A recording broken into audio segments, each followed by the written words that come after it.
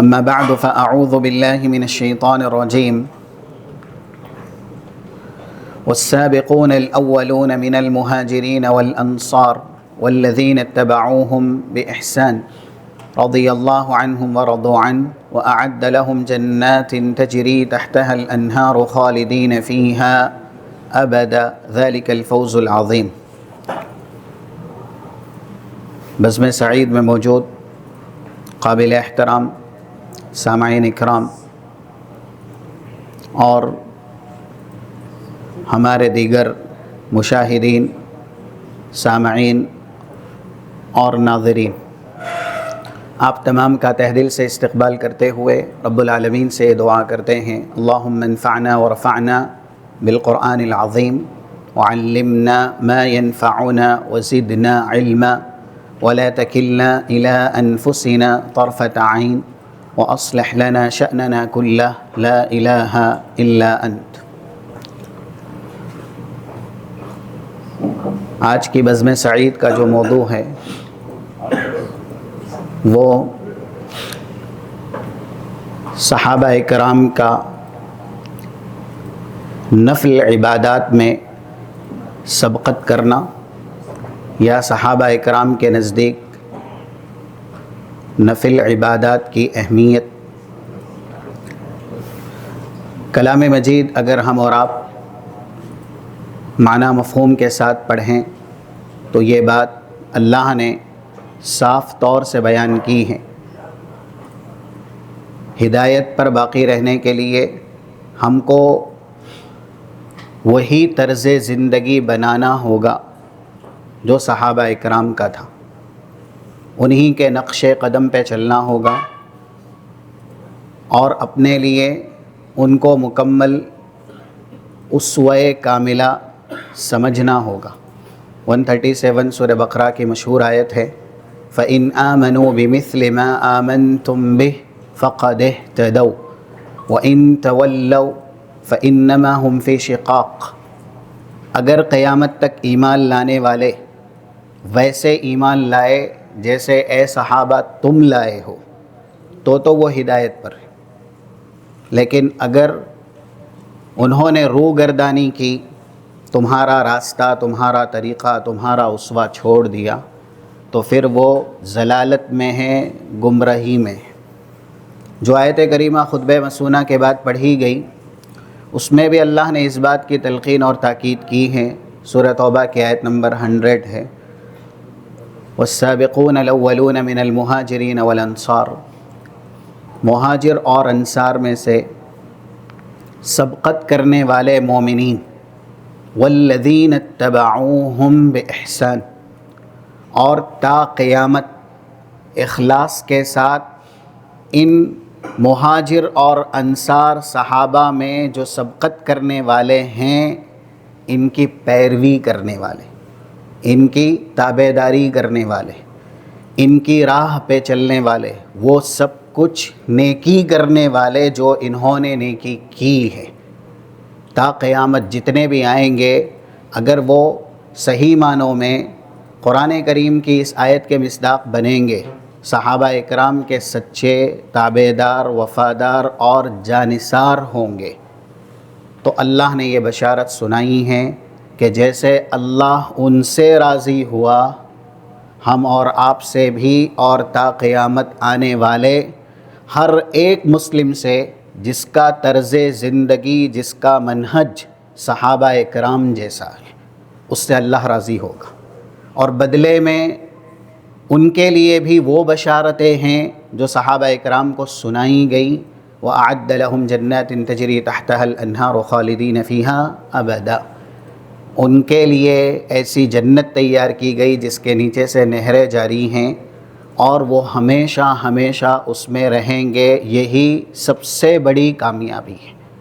صحابہ اکرام جیسا کہ حدیث میں آتا ہے، ان کی فضیلت کے لیے صرف ایک یہی حدیث ہو تو بھی وہ بہت کافی ہے۔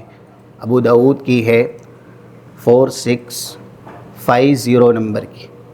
اللہ کے نبی صلی اللہ علیہ وسلم نے عشرہ مبشرہ کا نام لے کر کے جنت کی بشارت دی، یعنی کہا ابو بکر فی الجنہ، وعمر فی الجنہ ثم الی آخرہ.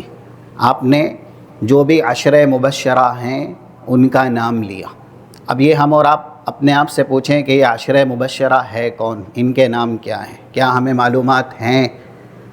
رسول اللہ صلی اللہ علیہ وسلم سے الفت، صحابہ اکرام سے الفت، اس کا تقاضا ہے کہ یہ بنیادی باتیں ہم اور آپ کو پتہ ہونی چاہیے. کون ہیں عشرہ مبشرہ؟ بہرحال اس حدیث میں پھر بعد میں یہ کہا گیا لمشہد رجل منہم، یہ ابو داؤد کی حدیث ہے 4650 نمبر کی.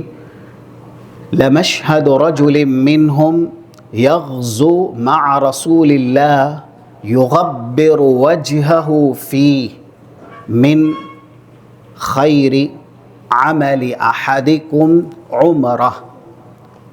رسول اللہ صلی اللہ علیہ وسلم کے ساتھ کوئی بھی صحابی جو غزوے میں شامل ہوئے دین کی بالادستی کے لیے، اسلام کی ترجمانی کے لیے، اللہ اور اس کے رسول کے علم کو، جھنڈے کو بلند کرنے کے لیے، اور اس میں وہ صحابی غرد غبار آلود ہوئے، ان کے جسم پر جو مٹی لگی نا، اس مٹی لگنے پر اللہ نے جو اجر و ثواب ان کو دیا ہے وہ اتنا زیادہ ہے کہ رسول کا یہ خطاب ہے جو صحابی نہیں اس کی پوری عمر کی نیکی سے بڑھ کر کے.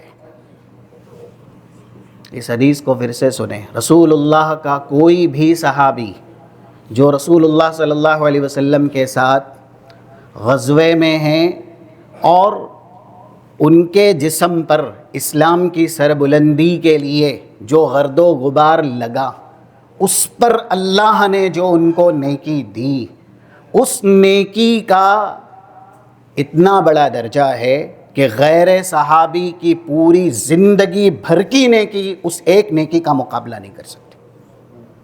اور آگے رسول اللہ یہ بھی کہہ رہے ہیں وَلَوْ عُمِّرَ عُمَرَ نُوحٍ، اگرچہ جو صحابی نہیں ہیں اس کی پوری زندگی حضرت عمر کو، حضرت نوح کو دی گئی عمر کے برابر. ظاہر ہے رسالت کی عمر حضرت نوح کی 950 سال، اس سے زائد ہی آپ عمر دیے گئے. اگر اتنی لمبی بھی عمر کسی کی ہے جو حضرت نوح کو دی گئی اور وہ ساری عمر کے لمحات نیکی میں، اطاعت میں، عبادت میں گزار دیے گئے، جو صحابی نہیں ہیں ان کی اتنی لمبی عمر کی نیکی بھی صحابی کی اس نیکی کی برابری نہیں کر سکتی جو رسول اللہ صلی اللہ علیہ وسلم کے ساتھ غزوے میں شامل ہو کر کے صرف جسم پر گرد و غبار لگنے کی وجہ سے اللہ نے انہیں عنایت کی ہے. یہ مقام ہے صحابہ کا.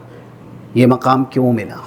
اسی لیے وہ اثر بار بار بیان کیا جاتا ہے اور یہ ہم اور آپ کو معلوم ہونا چاہیے، یاد بھی ہونا چاہیے. اسی لیے اس کے کچھ ریفرنس ہیں. امام ابن عبد البر کی مشہور کتاب ہے جامع بیان العلم، اور علم کے ذخیرے پر یہ کتاب اپنے آپ میں بے مثال ہے. بہت سے آثار ہیں اس کتاب کے اندر، بہت سی احادیث ہے. 1810 یہ نمبر ہے اس اثر کا جو عبداللہ ابن مسعود رضی اللہ تعالیٰ عنہ کے تعلق سے ہے، انہوں نے بیان کیا. اور 191 ہدایت الروا مشکات المصابیح کی جو تخریج ہے، اگرچہ سند میں کچھ کلام ہے لیکن یہ اثر معنن بالکل صحیح ہے، کیونکہ بہت سی احادیث اس کی تائید کرتی ہیں. اور پھر اللہ کے نبی صلی اللہ علیہ وسلم نے جو عبداللہ ابن مسعود کو مرتبہ دیا 3799 جامع ترمذی میں، ان کی فضیلت اور منقبت میں ایک جملہ ہے وَمَا حَدَّثَكُمْ ابن مسعود فَصَدِّقُوهُ. ابن مسعود جو کہیں اگر ان سے سند کے اعتبار سے ثابت ہے تو پھر اس کی تصدیق کرنا. عبداللہ ابن مسعود کہتے تھے من کان مستنا فلیستن بمن قد مات فإن الحی لا تؤمن علیہ الفتنہ. اگر کسی کو کسی کی سنت اختیار کرنی ہے تو وہ صحابہ اکرام کی کرے. خاص کر کے قرآن نے جن کے تعلق سے کہا السابقون الاولون من المہاجرین والانصار، کیونکہ الفاظ ہیں جو دنیا سے چلے گئے، جن کو جنت کی بشارت دے دی گئی، انہوں نے جیسے زندگی گزاری نا، ویسی زندگی گزارنے کی کوشش کرے۔ زندہ آدمی جب تک زندہ ہے یہ کبھی بھی فتنے کا شکار ہو سکتا ہے، اس کو اسوہ نہ بنایا جائے، بلکہ جو چلی گئی ہستیاں ہیں، خاص کر کے السابقین الاولین من المہاجرین والانصار، انصار اور مہاجرین میں سے سبقت کرنے والے نیکیوں کی طرف، اسلام کی طرف، ان لوگوں کو اسوہ بنایا جائے، ان کی سنت اختیار کی جائے، ان کے نقش قدم پہ چلا جائے۔ پھر آگے کہتے ہیں عبداللہ ابن مسعود، اولئک اصحاب محمد صلی اللہ علیہ وسلم، یہ ہیں رسول اللہ صلی اللہ علیہ وسلم کے صحابہ۔ اور آپ دیکھیں انسان کی شناخت اور پہچان اس کی ذات سے کم اس کے دوست سے زیادہ ہوتی ہے۔ اسی لیے کہا گیا کہ کوئی بھی شخص اپنے ساتھی سے اور قرین سے پہچانا جاتا ہے۔ فَكُلُّ قَرِينٍ يَقْتَدِي مُقَارِن، اس طرح کے کچھ اشعار ہیں کہ جو بھی قرین ہوتا ہے، ساتھ میں رہنے والا ہوتا ہے، وہ اپنے دوست کے تابع ہوتا ہے، اسی کی اطاعت اور اسی کی فرما برداری کرتا ہے۔ پھر یہ جو حدیث ہے جامع ترمذی کے اندر 2378 نمبر کی، الرجل علی دین خلیلہ، آدمی کا دین اس کے خلیل کے دین پہ ہوتا ہے۔ صحابہ اکرام کے خلیل کون ہیں؟ کچھ حدیثوں میں آپ کو باقاعدہ ملے گا صحابہ نے یہ کہا ہے، اوصانی خلیلی، 1178 صحیح بخاری کی حدیث کا ریفرنس، 722723 صحیح مسلم کا ریفرنس، جہاں صحابہ یہ کہتے ہیں، ابو الدرداء رضی اللہ تعالیٰ عنہ ہیں، حضرت ابو ہریرہ ہیں، اوصانی خلیلی، میرے خلیل نے مجھے وصیت کی۔ تو صحابہ اکرام کے خلیل رسول اللہ صلی اللہ علیہ وسلم ہیں، اور اللہ کے نبی صلی اللہ علیہ وسلم کا جو دین ہے وہی صحابہ اکرام کا دین ہے۔ اس لیے اولئک اصحاب محمد صلی اللہ علیہ وسلم، ان کے استاذ، ان کے معلم یعنی صحابہ اکرام کے کون ہیں؟ اللہ کے نبی صلی اللہ علیہ وسلم ہیں۔ اور پھر یہ مقام دیا، جو جتنا بڑا ہوتا ہے اس کو دوست اور ساتھی بھی ویسے ہی دیے جاتے ہیں، جلیس بھی ویسے ہی دیے جاتے ہیں۔ کہا گیا ابرھا قلوبا واعمقھا علما واقلھا تکلفا، پاکیزہ دل دیکھنا ہو، جن کا دل سب سے زیادہ پاکیزہ ہے اس امت میں، تو وہ کون ہیں؟ صحابہ اکرام ہیں۔ قرآن کریم کا ایک جملہ اس پر دلالت کرتا ہے، سورہ حجرات آیت نمبر 3 کا، اولئک الذین امتحن اللہ قلوبہم للتقوی لہم مغفرۃ واجر عظیم، امتحان لینے والا اللہ ہے، اور امتحان لینے کے بعد اللہ رزلٹ بھی سنا رہا ہے۔ کن کا امتحان لیا گیا؟ صحابہ اکرام کے دلوں کا امتحان لیا گیا۔ یعنی اللہ کہہ رہا ہے کہ اللہ نے ان کے دلوں کو جانچا، پرکھا اور اس کا امتحان لیا، اور ساتھ ساتھ امتحان کے بعد یہ نتیجہ ہے کہ ان کے دلوں میں تقوی ہے، ان کے دلوں میں ایمان ہے۔ اسی لیے کسی جگہ کہا گیا 22 سورہ مجادلہ کی آخری آیت، اولئک کتب فی قلوبہم الایمان، ان کے دلوں میں ایمان پیوست کر دیا گیا ہے۔ اولئک حزب اللہ، یہ چلتے پھرتے روئے زمین پر اللہ کا لشکر ہیں۔ اور پھر الا ان حزب اللہ ہم المفلحون، کامیاب اگر کوئی گروہ ہے تو وہ صحابہ اکرام ہیں۔ اسی لیے رسول اللہ صلی اللہ علیہ وسلم نے فتنوں کے زمانے میں جہاں اپنی سنت پر ثابت قدمی کی وصیت کی، اور یہ بھی ارشاد فرمایا اگر یہ ضروری نہ ہوتا تو رسول اللہ کبھی بھی صحابہ اکرام کا نام نہ لیتے۔ 2641 جامع ترمذی کی حدیث ہے، بہت مشہور ہے، ستفترق امتی علی 73 فرقہ کلھا فی النار الا واحدہ، میری امت میں 73 فرقے ہوں گے۔ اس سے پہلے جو بھی ہے، افترقت الیہود 71 فرقہ وافترقت النصارى 72 فرقہ، یہود 71 میں بٹے اور عیسائی 72 میں بٹے، میری امت میں 73 فرقے ہوں گے، کلھا فی النار، سب کے سب جہنمی ہوں گے، الا واحدہ، سوائے ایک کے۔ جب پوچھا گیا من ہی یا رسول اللہ، وہ فرقہ ناجیہ کون ہیں، رسول اللہ صلی اللہ علیہ وسلم نے ارشاد فرمایا ما انا علیہ، ما انا علیہ واصحابی اليوم، میں جس پر ہوں اور میرے صحابہ جس پر ہیں آج کے دن۔ رسول اللہ نے اپنے ساتھ صحابہ اکرام کا نام لیا، اس کا مطلب یہ ہے ان کا اسوہ، ان کا نمونہ، ان کا طرز زندگی، ان کا ایمان، ان کا تقوی، یہ سب کچھ ہمارے لیے نمونہ ہیں۔ اگر ہم منہج صحابہ پہ ہیں تو پھر فرقہ ناجیہ میں شامل ہیں، لیکن اگر بال کے برابر بھی منہج صحابہ سے ہٹتے ہیں تو پھر فرقہ ناجیہ میں ہمارا شمار نہیں ہو سکتا۔ قرآن کریم کی آیت بھی دلالت کرتی ہے، اگر یہ ضروری نہ ہوتا تو اللہ کبھی بھی اس طرح کے جملے کلام مجید میں نازل نہ کرتا۔ 115 سورہ نساء کی آیت ہے وَمَن يُشَاقِقِ الرَّسُولِ مِن بَعْدِ مَا تَبَيَّنَ لَهُ الْهُدَى وَيَتَّبِعْ غَيْرَ سَبِيلِ الْمُؤْمِنِينَ نُوَلِّهِ مَا تَوَلَّى وَنُصْلِهِ جَهَنَّمَ وَسَاءَتْ مَصِيرًا۔ جس نے رسول کی نافرمانی کی، اب یہیں پر فیصلہ سنا دیا جانا چاہیے تھا کہ جو رسول کی نافرمانی کرے گا وہ ہدایت سے ضلالت کی طرف پھیر دیا جائے گا، وہ سیدھا جہنم رسید کر دیا جائے گا۔ لیکن رسول کی نافرمانی کے ساتھ ساتھ یہ بھی کہا گیا وَيَتَّبِعْ غَيْرَ سَبِيلِ الْمُؤْمِنِينَ، جو مومنین کے راستے سے ہٹے گا۔ اب المومنین سے مراد سب سے پہلے مومنین ہے کون؟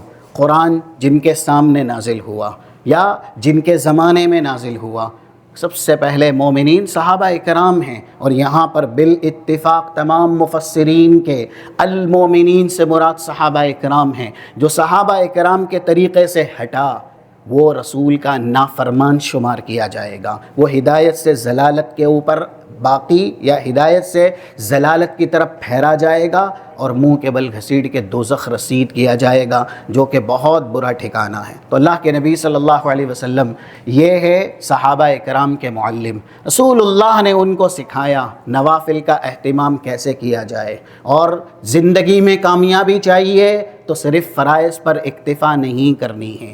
ایک طرف اللہ کے نبی صلی اللہ علیہ وسلم کی جو زاہدانہ زندگی تھی، دنیاوی اعتبار سے اللہ نے آپ کو بہت زیادہ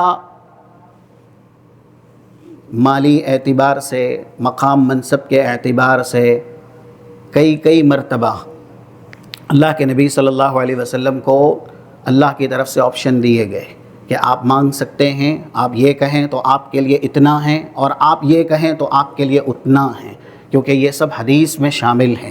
اللہ کے نبی صلی اللہ علیہ وسلم نے پھر بھی اللہ کی طرف سے سارے مطالبات کا حق ہوتے ہوئے بھی کہ آپ مانگے آپ دے دیے جائیں گے۔ 2484 سلسلہ صحیحہ کی حدیث ہے، جب ایک خاتون حضرت عائشہ کے پاس آئی، رسول اللہ کا بستر دیکھا، اور اس بستر کو دیکھ کر کے ان کو ایسا لگا کہ اللہ کے نبی صلی اللہ علیہ وسلم کیسے سوتے ہیں، سخت ترین کھجور کے پٹھوں کا بستر، اور یہ سب جامع ترمذی کی حدیث کے اندر موجود ہے۔ 2377 یہ جامع ترمذی کی حدیث ہے، ایسے ہی 4153 یہ ابن ماجہ کی حدیث ہے۔ کچھ الفاظ اس کے دیگر ہو سکتے ہیں۔ اللہ کے نبی صلی اللہ علیہ وسلم جس وقت بستر سے اٹھے تھے، قام رسول اللہ صلی اللہ علیہ وسلم من حصیر وقد اثر فی جنبہ، صحابہ اکرام نے دیکھا کہ رسول اللہ بستر سے اٹھے تو آپ کے جسم پر یعنی پیٹھ پر نشان پڑ گئے، اور اس موقع پر جو موجود تھے، خاص کر کے حضرت عمر، عبداللہ ابن مسعود، انہوں نے کہا لو اتخذنا لک وطاء یا رسول اللہ، اللہ کے نبی اگر آپ چاہیں اور آپ اجازت دیں تو ہم آپ کے لیے نرم ملائم بستر کا انتظام کر دیں۔ لیکن رسول اللہ نے امت کو سبق دیا، درس دیا۔ آج جب لوگوں سے کہا جاتا ہے کہ آپ نوافل کا اہتمام کریں، ایسے ہی جو بھی سنن ہے اس کا التزام کرے، جواب کیا ملتا ہے؟ فتنوں کے زمانے میں فرائض پر ہی اکتفا کر لے تو یہ نجات ہے۔ فتنوں کے زمانے میں فرائض کی پابندی ہو جائے نا تو یہ کامیابی ہے، یہی ہمارے لیے بہت کافی ہے۔ اور دوسری طرف انسان کے دنیاوی اعتبار سے جو اصول ہیں، ضوابط ہیں، کبھی وہ کپڑا بغیر پریس کیے ہوئے نہیں پہنتا۔ کیا پریس کرنا کپڑے کو، اور ہر مرتبہ جب بھی باہر نکلنا ہے تو جدید اور نیا کپڑا زیب تن کرنا، یہ کون سا فرض ہے؟ یہ کون سا واجب ہے؟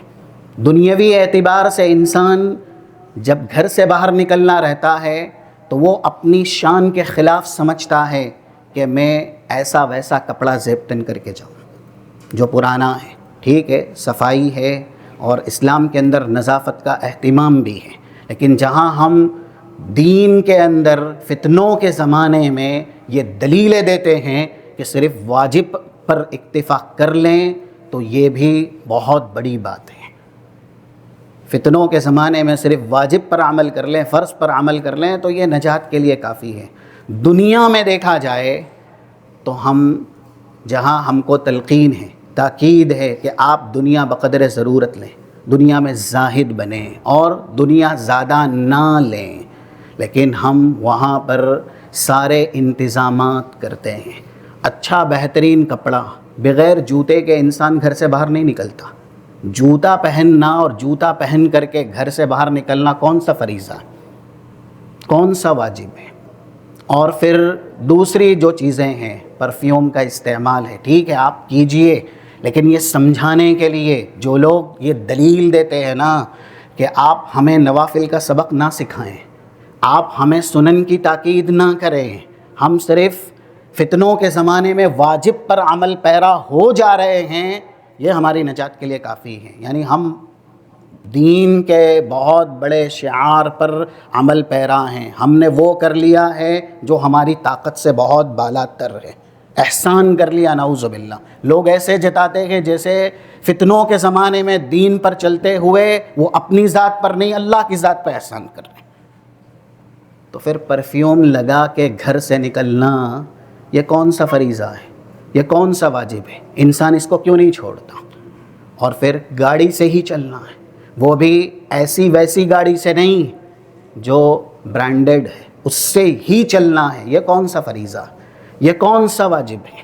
اور آگے چلیں، آج ہماری زندگی میں جو برکت کا ستیہ ناس ہوا ہے، یا گھروں کے اندر لوگوں کو دین سے بیزار جس نے سب سے زیادہ کیا ہے، گھر میں سب ایک ساتھ ہوتے ہوئے بھی اللہ کی قسم ایک ساتھ نہیں ہے۔ والدہ اپنی جگہ ہے، والد اپنی جگہ ہے، اولاد اپنی جگہ ہے۔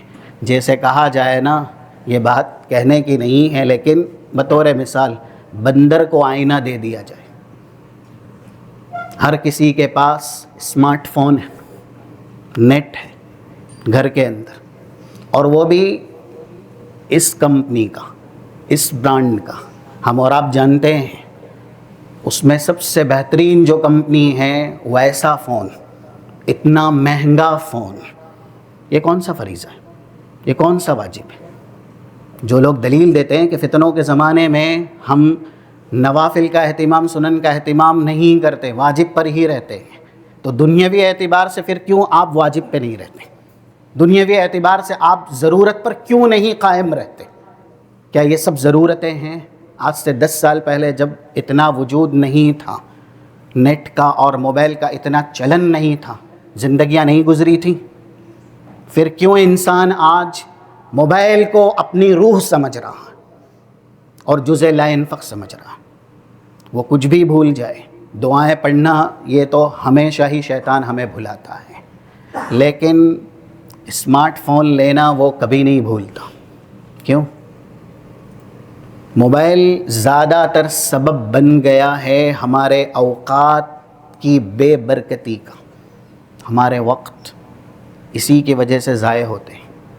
اذکار، تسبیحات، تحلیلات، تکبیرات، تلاوت قرآن اور پھر نوافل، سنن کا التزام، یہ سب اس کی وجہ سے ہی ختم ہوا ہے۔ ایسا نہیں ہے کہ یہ نعمت نہیں ہے، لیکن نعمت کو نعمت کے طریقے پہ استعمال نہ کرنا یہ سب سے بڑی نقمت ہے اور یہ سب سے بڑی زحمت ہے، اس کا استعمال غلط ہے۔ اسی لیے ذمہ داریاں جو تربیت کی ہیں وہ سب کچھ ختم ہو چکی ہے، کیونکہ موبائل نے انسان کو اتنا وقت دیا ہی نہیں ہے کہ وہ نگاہ اٹھا کے دیکھ سکے کہ کہ اس کے دہنے کیا ہو رہا ہے، اس کے بائیں کیا ہو رہا ہے، اس کے آگے کیا ہو رہا ہے، اس کے پیچھے کیا ہو رہا ہے۔ حالات گھر کے ایسے ہو گئے ہیں۔ تو جو لوگ دنیا میں بقدر ضرورت ہم اور آپ کو لینا چاہیے، یہ ہمارے نبی نے ہم کو سکھایا۔ جب صحابہ اکرام نے کہا لَوِ اتَّخَذْنَا لَكَ وِطَاءً یا رسول اللہ، اللہ کے نبی نرم ملائم بستر کا ہم انتظام کر دے رہے ہیں، آپ اجازت دیجئے۔ جو ایک حرف پر گردن کٹانے کو تیار ہو جایا کرتے تھے، کیا وہ رسول اللہ کے اشارے پر آپ کے لیے دنیا کی سب سے بہترین نعمتوں کا انتظام نہیں کرتے؟ اور وہ چھوڑیے، یعنی فقیر کو کیا دے گا، بندہ بندے کی کتنی اعانت کرے گا۔ یہ حدیث جو ریفرنس کے طور پر آپ کے سامنے بیان کی گئی 2484 نمبر کی سلسلہ صحیحہ میں ہے، جب ایک خاتون نرم ملائم بستر حضرت عائشہ کو دے کے گئی کہ یہ رسول اللہ کے لیے میری طرف سے تحفہ ہے، اور اللہ کے نبی صلی اللہ علیہ وسلم کو بتایا گیا، تب رسول اللہ نے کیا کہا؟ حضرت عائشہ سے فوراً کہا ردیہ الیہا، یہ بستر پہلی فرصت میں لوٹاؤ۔ اور سنو، لو شئت لأجر اللہ معی جبال الذهب والفضہ، اگر میں چاہتا تو اللہ نے مجھے اتنے اختیارات دیے، ہر بار اختیار دیا۔ نبی آپ اپنی زبان پر جنبش لائیں، لب پر حرکت کریں، مانگے نا، ایک پہاڑ دو پہاڑ نہیں، کئی ایک پہاڑ سونے اور چاندی کے، آپ زبان حرکت کریں، ہم آپ کے لیے انتظام کر دیتے ہیں۔ لو شئت لأجر اللہ معی جبال الذهب والفضہ، یہ جبال کا لفظ ہے، جبل کا بھی نہیں ہے، کئی ایک سونے اور چاندی کے پہاڑ اگر میں چاہتا تو میرا رب مجھ کو عنایت کر دیتا۔ اور صحیح بخاری کی وہ حدیث بھی دیکھیے گا، جب رسول اللہ صلی اللہ علیہ وسلم نے ممبر پر بیٹھے ہوئے صحابہ اکرام کے سامنے ایسی باتیں کہی۔ 3904 اور 3905 یہ حدیث کے نمبرات ہیں۔ عبد قد خیر من بین زہرۃ الدنیا وبین ما عند اللہ فاختار ما عند اللہ، ایک بندہ ہے جسے اللہ نے پورا اختیار دیا، آپ سب سے پہلے جنت میں جائیں گے، آپ ہی کے لیے جنت کا دروازہ سب سے پہلے کھولا جائے گا۔ 195 196 یہ صحیح مسلم کی حدیثیں ہیں۔ ان سب کے باوجود آپ دنیا مانگے، کتنی چاہیے آپ کو دنیا بنانے والا، دنیا پر پورے نظام کا اختیار رکھنے والا مدبر کائنات آپ کی مانگ پوری کرے گا۔ اختیار دیا گیا رسول اللہ کو، رسول اللہ نے پیروں میں رون دیا دنیا کو، ہم اور آپ کو سکھانے کے لیے۔ فاختار ما عند اللہ، دنیا لے کے کیا کرتے؟ کب تک دنیا رہتی؟ دنیا عارضی ہے، فانی ہے، آج ہے پتہ نہیں، اسی لیے آگاہ اپنی موت سے کوئی بشر نہیں، سامان 100 برس کا ہے، پل کی خبر نہیں، آسمان زمین تو تا قیامت ہے نا، یہ زمانہ چلتا رہے گا، لوگ آتے جائیں گے اور جاتے جائیں گے، تو نظام کائنات اللہ چلا رہا ہے، یہ چلے گا، لیکن جس کو دنیا میں جو دیا ہے کیا وہ حقیقت میں ہمیشہ دنیا کے اوپر قابض رہے گا؟ حضرت سلیمان ان سے بہتر، ان سے زیادہ بڑھ کر کے دنیا کس کو دی گئی، رہے ہمیشہ دنیا میں۔ اور پھر مغضوب علیہم میں، نافرمانوں میں قارون، کتنی دنیا دیا گیا، کیا ہمیشہ رہا؟ فرعون ہمیشہ رہا، ابو جہل ابو لہب ہمیشہ رہا۔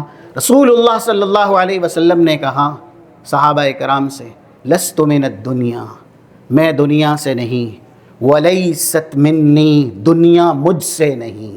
ہمارا رشتہ کتنا ہے یہ آج ہم اور آپ کو سیکھنا، اپنے بچوں کو یہی سکھانا ہے کہ جو دین ہے اس کے اوپر ہم قائم رہیں، ثابت رہیں، دین جتنا لے سکتے ہیں، جتنا حاصل کر سکتے ہیں وہ اتنا حاصل کریں۔ ایسا نہیں ہے کہ فرائض پر اکتفا کر لیں، جو فرض ہے جو واجب ہے بس دین میں ہم کو وہی سیکھنا ہے، اس کو ہی عملی جامہ پہنانا ہے، نوافل نہیں، سنن نہیں، ان کی پابندی نہیں۔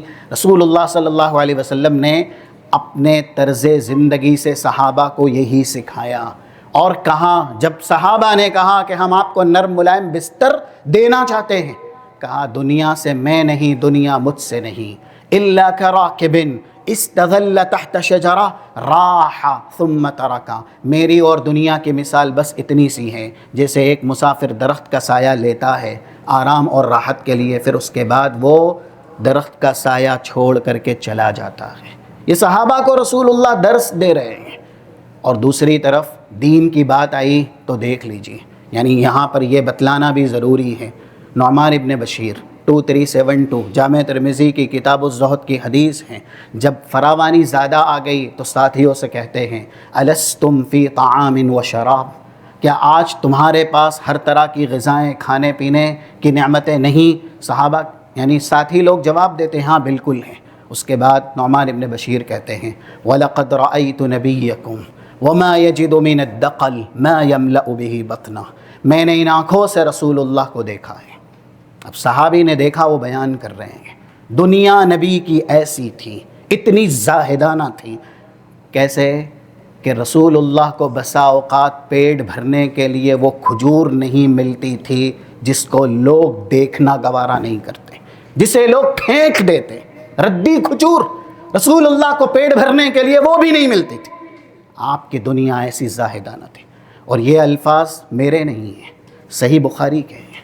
آپ ریفرنس لیجئے، جو زبان جانتے ہیں اس زبان میں یہ حدیث پڑھیے 6459 نمبر کی. کتنی؟ 6459 نمبر کی. اور کتاب الرقاق ہے. حضرت عائشہ رضی اللہ تعالی عنہا کہتی ہیں ان کننا لننظر الى ہلال ثم ننظر الى ہلال حتی ننظر ثلاثة اہلہ. ہم ایک مہینہ گزر جاتا، دوسرا مہینہ شروع ہوتا، اس کا چاند دیکھ لیتے. دوسرا مہینہ بھی گزر جاتا، پھر تیسرا مہینہ شروع ہوتا، اس کا بھی چاند دیکھ لیتے. تین مہینے گزر جاتے. صحیح بخاری کے الفاظ ہیں، ام المومنین کے الفاظ ہیں وما اوقدت فی ابیات رسول اللہ صلی اللہ علیہ وسلم نار.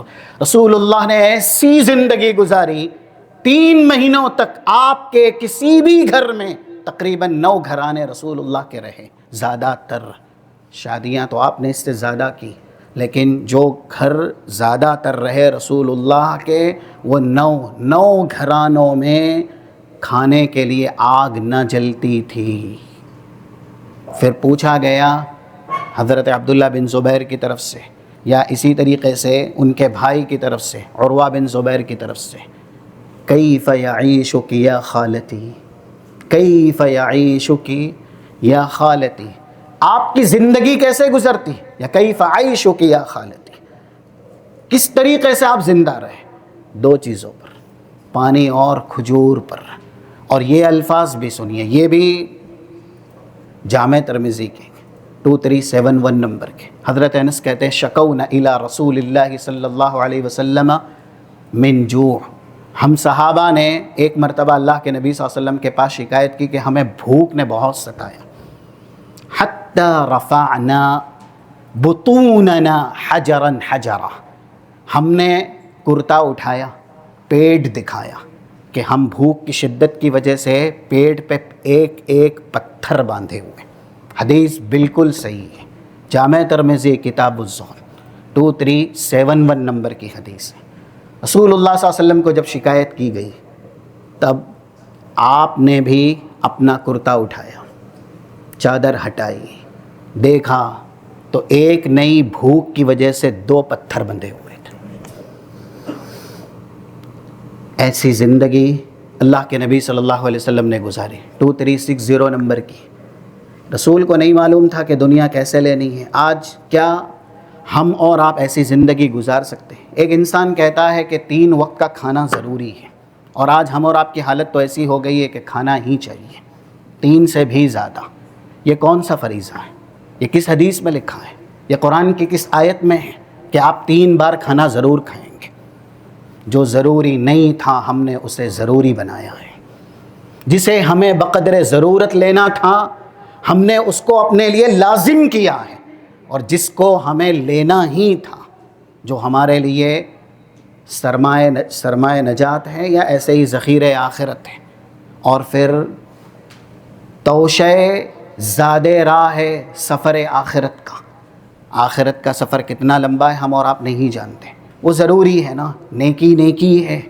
آپ کے پاس نیکی جتنی بھی ہوگی، سفر آپ کا اتنا لمبا ہے کہ وہ نیکی آپ کو کم لگے گی. اس طرح کی حدیثیں ہم نے گزشتہ درس میں سنی ہیں کہ ایک انسان اتنی محنت کر کے بھی میدان محشر میں پہنچے نا تو بھی وہ یہ کہے گا کہ کاش دوبارہ دنیا کی طرف میں لوٹ جاتا اور اتنی نیکی اور اکٹھا کر کے آتا. 17,650 نمبر کی 17650 مسند احمد کی حدیث ہے. تو جو ضروری نہیں تھا ہم نے اس کو ضروری سمجھا. یہ بھی حدیث ہے 2360 نمبر کی جامع ترمذی کے اندر. کان رسول اللہ صلی اللہ علیہ وسلم یبیت اللیالی المتتابعہ وَأَهْلُهُ طَاوِيَةٌ. رسول خود اکیلے نہیں، رسول کا پورا گھرانہ، رسول کی فیملی کئی رات. اللیالی، لیلن کی جمع ہے لیالی، اور یہاں پر الفاظ ہیں کان یبیت، برابر، جو تسلسل پر، استمرار پر دلالت کرنے والا صیغہ ہے. لفظ کانا فعل مضارع پر آئے کنسسٹنسی پر، تسلسل پر دلالت کرتا ہے. کان رسول اللہ یبیت اللیالیہ المتتابعہ وَأَهْلُهُ طَاوِيَةٌ. رسول اکیلے نہیں، آپ کے پورے گھرانے مل کر کے کئی رات بھوک سے تڑپ کر کے گزار دیا کرتے تھے. طاویہ کا مطلب ہے کہ ان کے پیٹ بالکل بھوک کی وجہ سے سکڑ جاتے تھے، اتنی شدت سے بھوک لگتی تھی، لیکن بھوکے سوتے تھے. اور وَكَانَ أَكْثَرَ خُبْزِهِمْ خُبْزَ الشَّعِيرِ. اس وقت کی غذا کیا تھی؟ ایسا نہیں ہے کہ بہت شاہی کھانا کھانا پڑتا تھا اور اس کے لیے اللہ کے نبی صلی اللہ علیہ وسلم کے پاس سرمایہ نہ ہو. اس وقت کی لوگوں کی عام غذا تھی جو کی روٹی، اور رسول اللہ کو کئی رات یہ جو کی روٹی نصیب نہیں ہوتی تھی. آپ نے دنیا ایسی گزاری. ہم اور آپ دعویٰ تو کرتے ہیں نبی سے محبت کا، دعویٰ تو کرتے ہیں نبی سے الفت کا، اور قرآن نے ہم کو یہ حکم بھی دیا 21 سورہ احزاب، لقد کان لکم فی رسول اللہ اسوۃ حسنہ. رسول کی زندگی میں تمہارے لیے اسوہ ہے. آپ اپنے آپ کو گواہ بنا کے کہیے، اپنے آپ سے پوچھئے کیا ہم کھانے کی بھوک برداشت کر سکتے ہیں؟ کتنی برداشت کر سکتے ہیں؟ کتنی رات ہم بھوکے سو سکتے ہیں؟ آج جو چیزیں ضروری نہیں، انسان، کتنے لوگ ہیں جن کی نزاکت اتنی زیادہ ہے نا، نمک مرچ مسالے طبیعت یا مزاج سے کچھ کم زیادہ ہو گئے نا تو اللہ کی نعمت کو دیوار پہ مارتے ہیں. یہ مزاج ہے مسلمانوں کا. اور پھر طلاق تو زبان سے ویسے ہی نکلتی ہے.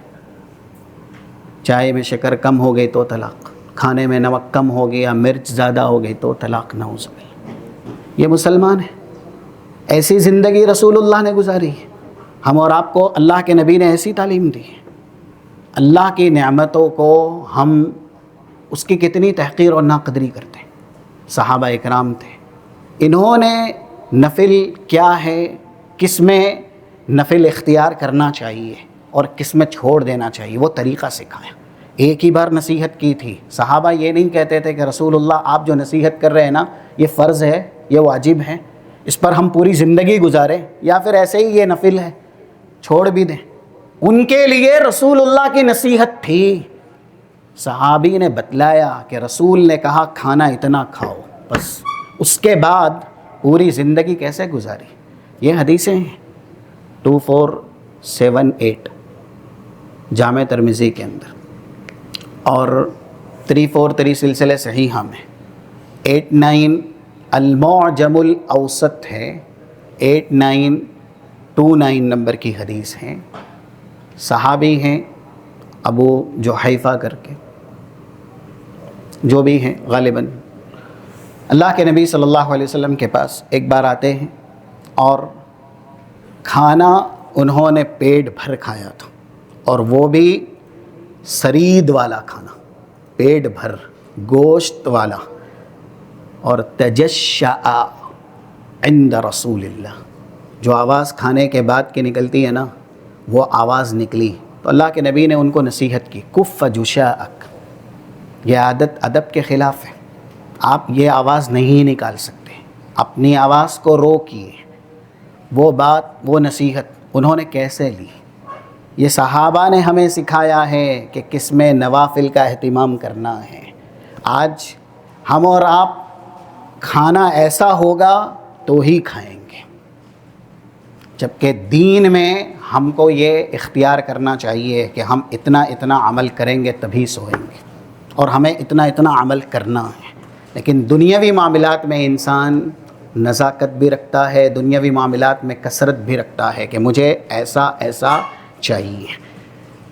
صحابی جب نصیحت سنتے ہیں اس کے بعد پوری زندگی اذا تغذى ما تعشى، اگر انہوں نے دوپہر کا کھانا کھایا تو رات کا کھانا نہیں کھایا۔ وَإِذَا تَعَشَّى، اور اگر رات کا کھانا کھایا ما تغذى، دوپہر کا کھانا نہیں کھایا۔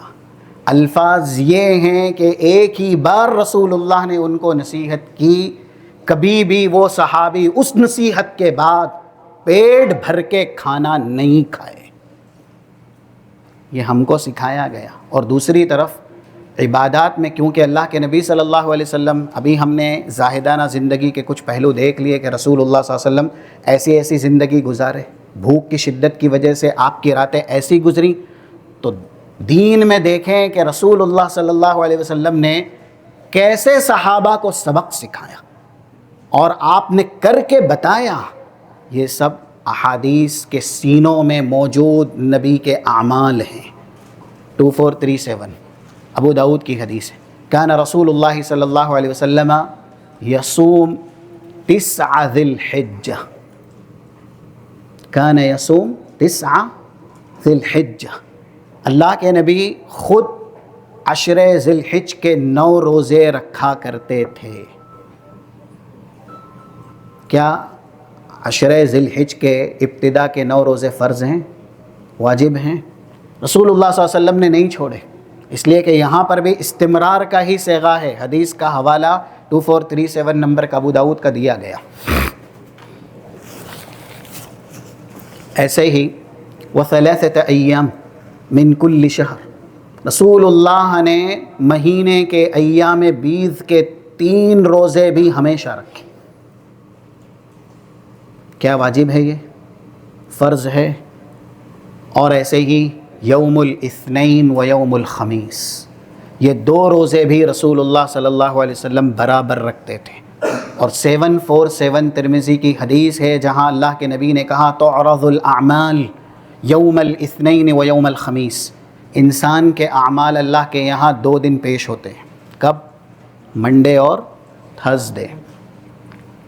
وَأُحِبُّ أَن يُعْرَضَ عَمَلِي وَأَنَا صَائِمٌ، میرا عمل جب اللہ کے یہاں پیش ہو، مجھے یہ پسند ہے کہ میں روزے کی حالت میں ہوں۔ رسول اللہ صلی اللہ علیہ وسلم نے کیوں روزہ رکھا یوم الاثنین و یوم الخمیس، اس کی وجہ بھی بتائی۔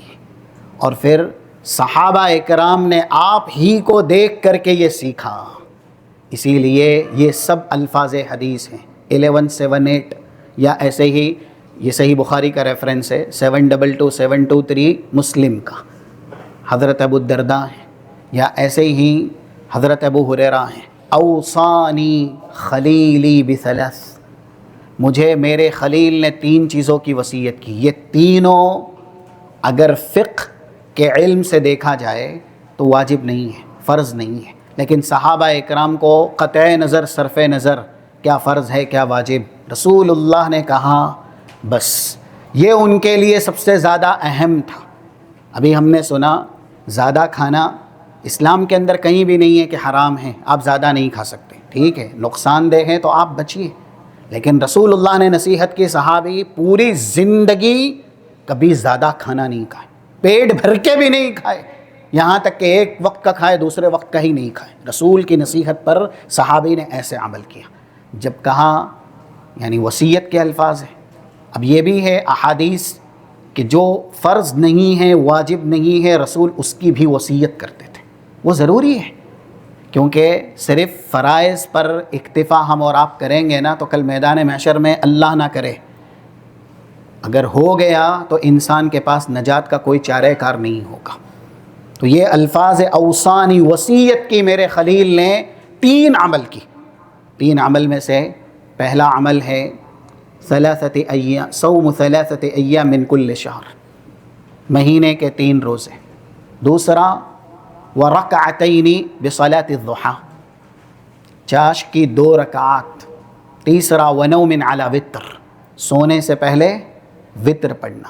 یہ تینوں عمل فقہ کی اصطلاح سے دیکھا جائے، جہاں واجب، فرض اور مستحب، مندوب یہ ساری تقسیم کی گئی ہیں، یہ فرض اور واجب کے درجے میں نہیں آتے۔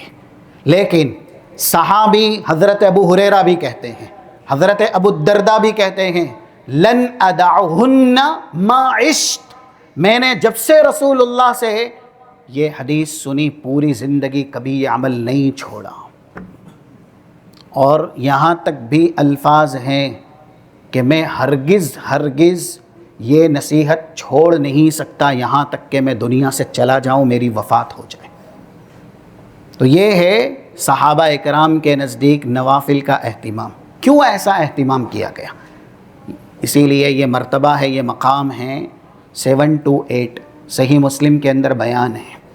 اللہ کے نبی صلی اللہ علیہ وسلم کا ارشاد گرامی ہے من صلی 12 رکعة فی یوم ولیلہ بنی لہ بیت فی الجنہ۔ جنت میں محل ایسے ہی تھوڑی ملتا ہے، اور یہ محل جنت کا ہے، دنیا کا نہیں ہے۔ اور یہ حدیث جو جامع ترمذی کے اندر موجود ہے 2526 2527 نمبر کی، لبنۃ من فضہ ولبنۃ من ذہب، جب رسول اللہ سے پوچھا گیا کہ جنت کا محل بنا کیسے، وما بناؤها یا رسول اللہ، جنت کیسے اللہ نے بنائی ہے، جنت کے محلات کیسے بنائے ہیں؟ تو یہ رسول اللہ کے الفاظ ہے، ایک ایک اینٹ سونے کی ہے، ایک ایک اینٹ چاندی کی ہے، اور وہ بھی جنتی سونا، جنتی چاندی، دنیا کا نہیں ہے۔ دنیا میں ہے کسی کا ایسا محل؟ ہر اینٹ سونے کی، چاندی کی۔ اور پھر یہ ہے جنتی محل 2838 مسلم کی حدیث ہے، جس میں کہا گیا ان للمؤمن لخیمۃ واحدہ من لؤلؤۃ واحدۃ مجوفہ، جنت میں ایک خیمہ ہوگا ایک موتی سے بنا ہوا، مومن کے لیے ایک ہی موتی سے بنا ہوا ایک خیمہ، طولھا 60 میلہ، دنیا میں آج تلک بھی سب سے اونچی عمارت فلک بوس جس کو کہتے ہیں، یا فلک نما، آسمان کو چومتی ہوئی، وہ اونچائی میں 1 کلومیٹر بھی نہیں ہے، 900 میٹر پلس ہے۔ روئے زمین کی اب تلک کی سب سے اونچی عمارت، آسمان کو چومتی ہوئی، اور جنت میں ایک ہی موتی سے بنا ہوا ایک خیمہ جو اہل ایمان کے لیے بنایا گیا ہے، صحیح مسلم کے الفاظ ہیں، اس کی اونچائی 60 میلہ 60 میل ہوگی۔ جنت کے محل ہیں، تیاری کیجئے۔ اور یہ سب کیا واجبات پر عمل کرنے سے اللہ دے رہا ہے؟ اگر نوافل کی اہمیت ہوتی نہ، سنن کی اہمیت ہوتی نہ، تو اتنی بڑی بڑی بشارت سنائی جاتی۔ نوافل اور سنن کی اہمیت ہے، اسی لیے اتنا بڑا درجہ اور اتنی بڑی فضیلت بیان کی گئی ہے۔ جو دن و رات میں 12 رکعات کا اہتمام کرتا ہے، معلوم ہے یہ 12 رکعات مشہور ہے، فجر سے پہلے کی 2 رکعات، ظہر سے پہلے کی 4 رکعات، ظہر کے بعد کی 2 رکعات، اور اس کے بعد مغرب کے بعد اور عشاء کے بعد 2 رکعات۔ 12 رکعات کا جس نے اہتمام کیا، جو لوگ کہتے ہیں نا کہ ہم فرائض کا ہی اہتمام کر لے فتنوں کے زمانے میں، اگر آپ یہ چھوڑ دیں گے نہیں ملے گا آپ کو، اور بہت پیچھے ہو جائیں گے اگر فرائض کو ہی پکڑنے کی ذہنیت بنائیں گے، اور جو صرف فرائض پر منحصر رہنے کی ذہنیت بنائے گا نا، تو شیطان اس کو فرائض میں بھی بہت کوتاہ کر دے گا۔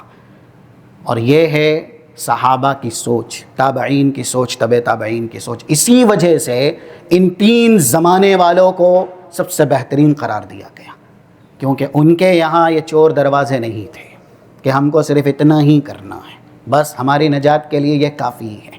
وہ دین کو مکمل طریقے سے عمل میں نافذ کرتے تھے۔ ادخلوا فی السلم کافہ، جو قرآن نے کہا نا 207 میں بھی، جو سورہ بقرہ کی آیت ہے، یا ایھا الذین آمنوا ادخلوا فی السلم کافہ، ایمان والو دین میں مکمل طریقے سے داخل ہو جاؤ۔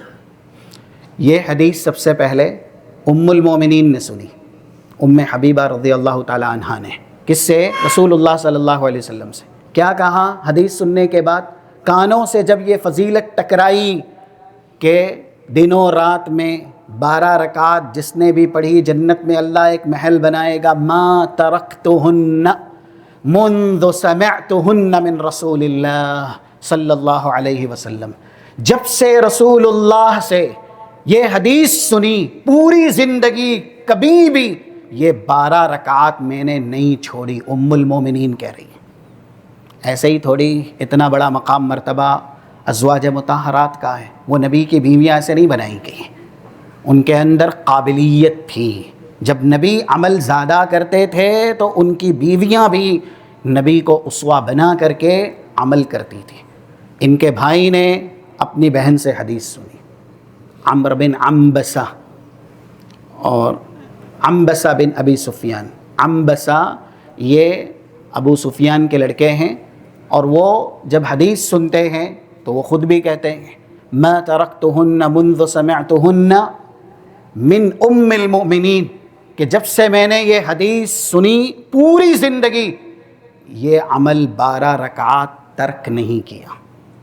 اس کے بعد تابعی ہیں جو غالباً عمر کر کے ہیں، تو وہ بھی کہتے ہیں کہ یہ حدیث پہلی مرتبہ کانوں سے ٹکرائی، ما ترکتہن منذ سمعتہن من عنبسہ۔ 728 صحیح مسلم میں یہ پوری چین آپ کو مل جائے گی۔ اس کو حدیث مسلسل کہتے ہیں، جو کہ الفاظ ایک ہی جیسے ہیں۔ نبی سے ام المومنین نے سنی، انہوں نے پوری زندگی اس کے مطابق گزار دی، کبھی بھی یہ عمل چھوڑا ہی نہیں۔ ہم اور آپ فرائض پر بھی پوری طرح نہیں ہیں، پتہ نہیں اس کا اہتمام اور التزام کر بھی پاتے ہیں یا نہیں۔ تابعی نے سنی، انہوں نے بھی کبھی بھی اپنی زندگی میں یہ عمل ترک نہیں کیا۔ اور اس کے بعد تبع تابعی ہیں نعمان ابن سالم، وہ کہتے ہیں ما ترکتہن منذ سمعتہن من عمر، جب میں نے اپنے استاذ عمر سے یہ حدیث سنی پوری زندگی اس کے اوپر گزار دی، ایک بھی دن یہ عمل میری زندگی میں مجھ سے ترک نہیں ہوا۔ یہ فضیلت ہے خیر القرون کی، 2302، جو کہ جامع ترمذی کے الفاظ ہے، خیر الناس قرنی ثم الذین یلونہم ثم الذین یلونہم، سب سے بہترین زمانہ رسول کہتے ہیں صحابہ کا زمانہ ہے، تابعین کا زمانہ، تبع تابعین کا زمانہ۔ ان کو فضیلت کیا ایسے ہی دے دی گئی؟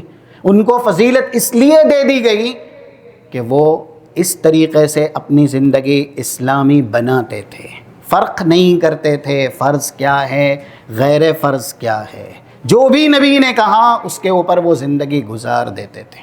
اور پھر یہ آخری بات 413 جامع ترمذی کے الفاظ ہیں، کل جب قیامت کے دن اللہ حساب لے گا، اول ما یحاسب به العبد یوم القیامت صلاتہ، سب سے پہلا حساب بندے کا نماز کے تعلق سے ہوگا۔ آج ہم اور آپ کی نماز کیسی ہے چیک کیجئے گا، کیونکہ نماز پڑھنے کے بعد انسان نیکی کرتا ہی نہیں نماز کی قبولیت کی۔ اور یہ بھی علماء نے بتایا کہ نماز سے پہلے کی سنت اور نماز کے بعد کی سنت یہ کیوں رکھی گئی ہے؟ نماز سے پہلے کی سنت اس لیے رکھی گئی تاکہ آپ فرض نماز کے لیے مستعد رہیں، تیار رہیں۔ فرض نماز میں خشوع اور خضوع آپ کا زیادہ سے زیادہ ہو، اس لیے فرض سے پہلے سنت رکھی گئی، اور فرض کے بعد سنت اس لیے رکھی گئی کہ جو کمی نقص آپ کے فرض میں ہو چکا ہے، سنت آپ صحیح سے پڑھ لیں تو وہ کمی اور نقص اللہ سنت کے اہتمام سے پورا کر دے۔ اور ایسا ہی کچھ اس حدیث میں بھی بیان ہے۔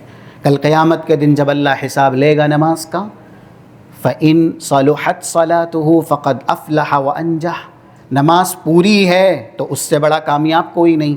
لیکن اگر نماز کم رہی تو پھر ایک ہی صورت ہے، فرشتوں سے کہا جائے گا انظروا هل لعبدی من تطوع. کہاں جائیں گے وہ لوگ جو من مانی کا قانون بنائے ہوئے ہیں کہ فتنوں کے زمانے میں صرف واجبات ہی پہ رہیں گے؟ فرشتوں سے اللہ کہے گا میرے بندے کی نماز ناقص ہے، دیکھو کیا اس کے نوافل ہیں، اس کی سنن ہیں. هل لعبدی من تطوع، میرے بندے نے نفل کا اہتمام کیا ہے؟ اگر نفل ہے ہی نہیں تو دنیا کی عدالت نہیں ہے کہ جج بک جائے گا، اور دنیا کی عدالت نہیں ہے کہ آپ وکیل کر لیں گے اور پھر اپنے آپ کو کامیاب بنا لیں گے. وہاں پر کامیابی کا یہی ذریعہ ہے. اگر کہا جائے گا کہ ہاں بندے کی نوافل ہے فَيُكَمِّلْ مَنْ تَقَصَ بِهَا مِنْ فَرِيضَتِهِ، تو فرائض میں جتنی کمی ہے اس کمی کو پورا کیا جائے اس کے نوافل اور اس کے سنن سے. لیکن جس نے قاعدہ ہی بنایا ہے کہ بس آپ نصیحت مت کیجئے، ہم فتنوں کے زمانے میں اتنا ہی کر لے کافی ہے، حالانکہ دنیا میں ہر چیز کو اس نے فرض کا درجہ دیا، یہ بھی ضروری، یہ بھی ضروری، یہ بھی ضروری، جیسا کہ ابھی شروع میں بتایا گیا. اس کے بغیر ہماری زندگی مکمل نہیں ہے. لیکن دین میں صرف فتنوں کے زمانے میں فرائض کی پابندی، تو یہ کامیابی ہے. اگر نہیں ہے نا نوافل کا یا سنن کا اہتمام تو جواب یہی دیا جائے گا کہ نہیں. پھر اس کے بعد یہ بھی ہے کہ فَإِن فَسَدَتْ صَلَاتُهُ فَسَدَ سَائِرُ عَمَلِهِ، نَسْأَلُ اللَّهَ السَّلَامَةَ مِنَّا، اللہ ہمیں اس سے محفوظ رکھے. اگر نماز میں ناکام ہوا تو اللہ اسے سارے حقوق اللہ میں ناکام کر دے گا، ختم، کیونکہ نماز اس کی پوری نہیں ہے. اور جو نماز کی کمیاں رہ گئی ہے اس کو پورا کرنے کے لیے نوافل ہی نہیں ہے. تو یہ حدیث بنیادی دلیل ہے کہ ہم اور آپ دین میں نوافل کا اہتمام اور التزام کریں. انشاءاللہ کچھ باتیں ہیں اس تعلق سے آئندہ آپ کے سامنے بیان کی جائے گی. رب العالمین ہم اور آپ کو نوافل کا اہتمام اور التزام کرنے کی توفیق و سعادت نصیب فرمائیں. فتنوں کے زمانے میں دین پر زیادہ سے زیادہ ہم قائم رہیں، اللہ ہمیں اس کی توفیق دے. اللہم اجعلنا ممن الذین یستمعون القول فیتبعون احسنہ. اللہم حبب الینا الایمان وزینہ فی قلوبنا وکرہ الینا الکفر والفسوق والعصیان واجعلنا من الراشدین والحقنا بالصالحین وتوفنا مسلمین غیر خزایا ولا مفتونین. اللہم ارنا الحق حقا وارزقنا اتباعہ وارنا الباطل باطلا وارزقنا اجتنابہ. آمین. سبحانک اللہم وبحمدک اشہد ان لا الہ الا انت استغفرک واتوب الیک. السلام علیکم ورحمۃ اللہ وبرکاتہ.